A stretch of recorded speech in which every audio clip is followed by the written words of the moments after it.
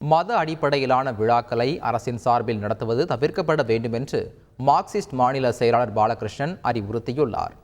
இது தொடர்பாக எக்ஸ் தளத்தில் முருகன் ஹேஷ்டேகில் பதிவிட்டுள்ள அவர், மதத்திலிருந்து அரசு விலகி நிற்க வேண்டும் என்பதே மதச்சார்பின்மை கோட்பாட்டின் அடிப்படை என்று குறிப்பிட்டுள்ளார். எந்த ஒரு மதத்தையும் பரப்புவது, பின்பற்றுவது அரசின் பணியாக இருக்கக்கூடாது என்றும் அறிவுரை கூறியுள்ளார்.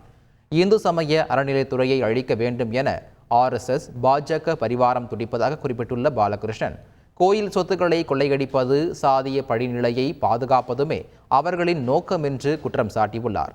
இதை முறியடிக்கும் நோக்கத்தில் இந்து சமய அறநிலைத்துறை பணிகளை மேற்கொள்வது நல்லது என்றும், மத அடிப்படையிலான விழாக்களை அரசின் சார்பில் நடத்துவது தவிர்க்கப்பட வேண்டும் என்றும் கேட்டுக்கொண்டுள்ளார். கடவுளே இல்லை என்று கூறியவர்கள் இன்று முருகனுக்கு மாநாடு நடத்துவதை பார்க்கும்போது மகிழ்ச்சியாக உள்ளதாக பாஜக தரப்பில் தெரிவிக்கப்பட்டுள்ளது. சென்னை கமலாலயத்தில் செய்தியாளர்களை சந்தித்த பாஜக மாநில துணைத் தலைவர் நாராயணன் திருப்பதி, முருகன் மாநாடு நடப்பது பாஜகவின் சிந்தனை தமிழகத்தில் வேரூன்றி வருவதற்கு சிறந்த உதாரணம் என குறிப்பிட்டார். மேலும் முருகன் மாநாடு ஆன்மீக நோக்கமா, ஓட்டு வங்கிக்கான நோக்கமா எனவும் கேள்வி எழுப்பினார்.